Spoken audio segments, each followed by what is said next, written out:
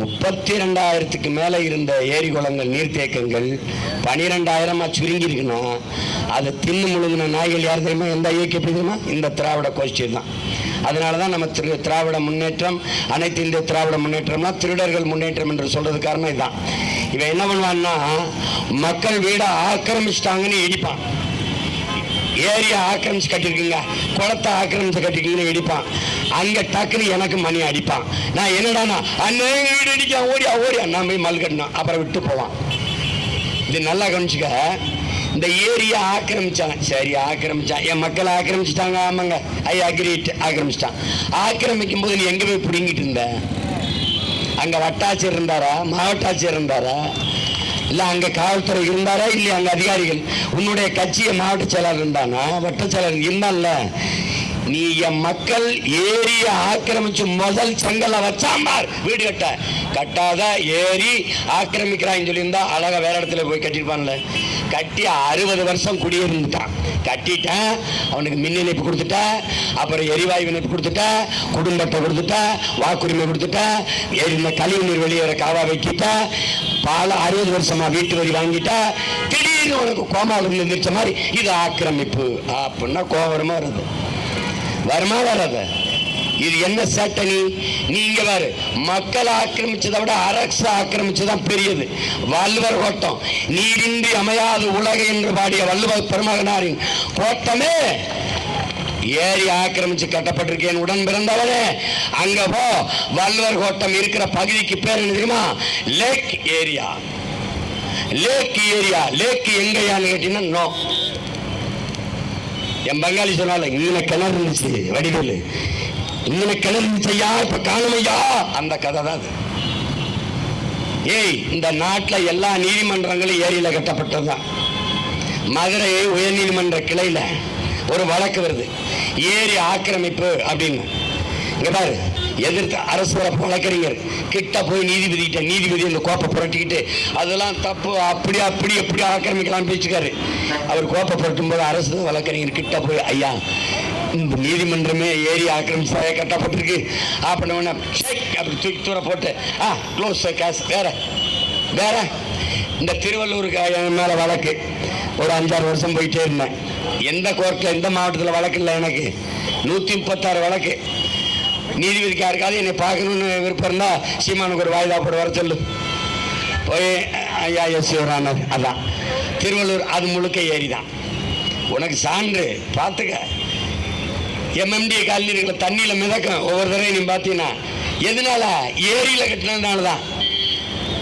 இவங்க அறிவிற்கு பாரு, Albert Einstein, Thomas Alva Edison, Graham Bell, இவங்க எல்லாரும் இவங்க பிச்சை வாங்கணும். மாணவனாக இருந்து படிச்சுக்கணும், அம்புட்டு அறிவாளி. அதில் குறிப்பாக நம்ம சயின்டிஸ்ட்கள் தமிழ்நாட்டை ஆண்ட முதலமைச்சர் இருக்காங்க பாருங்க. எத்தனை முதலமைச்சர்? ஒன்று ஐயா கருணாநிதி, இன்னொன்று ஐயா எம்ஜிஆர், அம்மா ஜெயலலிதா. இந்த மூணு பேரும் போட்ட நாம இருக்கு பாரு, நமக்கு பயங்கரமானது. ஒன்று கற்றுக்க, இங்கே பாரு, தெரிஞ்சுக்க பாரு. இவங்க ஆட்சி முறையை பாரு. தேசத்தின் இளைஞர்கள் அறிவி பசி கொண்டு அலைகிறார்கள். என் அரும் பிள்ளைகளே, அறிவை தேடி ஓடுங்கள், நாளைய வரலாறு உங்கள் நிழலை தேடி ஓடி வரும் என்று போதித்த புரட்சியாளர் அம்பேத்கருடைய புரட்சி மொழிக்கேற்ப இந்த நாட்டின் இளைஞர்கள் அறிவி பசி கொண்டு அலைகிறார்கள். அதனால் சென்னை கன்னிமாரா நூலகத்தில் இடமில்லை, அதை இடித்துவிட்டு ஒரு 100 ஏக்கரில் நூலகம் கட்டுவோம் என்றால் அந்த சமூகம் அறிவார்ந்த சமூகமாக வளருது என்று வரும். சென்னை சென்ட்ரல் ஜெயிலிலே இடமில்லை, குற்றவாளிகள் கைதிகள் நெருக்கடியாக கூடிவிட்டார்கள். அதனால் புழலிலே 100 ஏக்கரில் ஜெயில் கட்டும் என்றால் இந்த நாடு எங்கு போகுது என்று நாங்கள் ஒன்றில் நீண்டு கொண்டுதான். கொள்ளகாரப்பைய திருட்டுப்பைய நாடு குற்ற சமூகமாக மாறிக்கொண்டிருக்கு. எந்த நாட்டில் மருத்துவமனையில் நீதிமன்ற கோர்ட்டிலே கூட்டம் குறைவாக இருக்கோ அந்த நாடு குற்றமற்ற சமூகமாகும், ஆரோக்கியமாக சமூகமாகும், வாழுது வளருது என்று பொருள். இவன் என்ன பண்றான்னு, 100 ஏக்கர்ல குப்பைமேடு. எங்க? எழில் நகர். நகருக்கு பேர் என்ன? எழில் நகர். குப்பை என்ன குப்பை? பிளாஸ்டிக், பாலித்தீன், குளைமம், நெகிழி. தமிழ்ல குளைமம், நெகிழி, ஆங்கிலத்தில் பிளாஸ்டிக், பாலித்தீன். இது ரெண்டை மக்கும் குப்பை, மக்காத குப்பை, இந்த குப்பைலாம் போட்டுக்கிட்டு இருப்பான். அதெல்லாம் பேச்சு கிடையாது. ஒரு அற்ப பாலித்தீன் பிளாஸ்டிக் தடை செய்ய முடியல. தூக்கிட்டு போக முடியல, மாற்றுக்கு வாடான்னு சொல்ல முடியல. மாற்று இல்லையா? இருக்கு. நீயே சொல்றீல மீண்டும் மஞ்சப்பை. இப்ப முதல் பஞ்ச பை யாரு?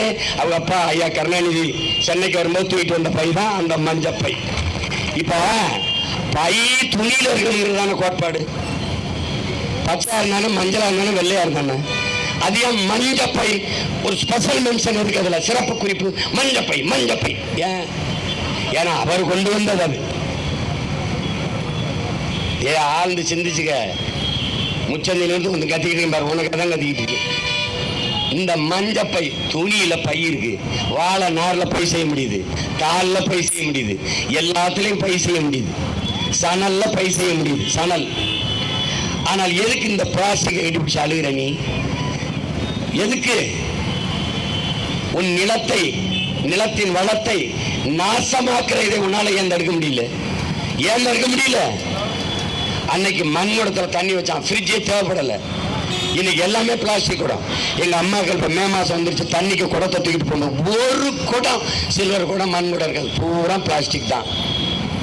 இதை ஒழிக்க முடியல. இப்ப இந்த குப்பையை அழிக்க முடியல.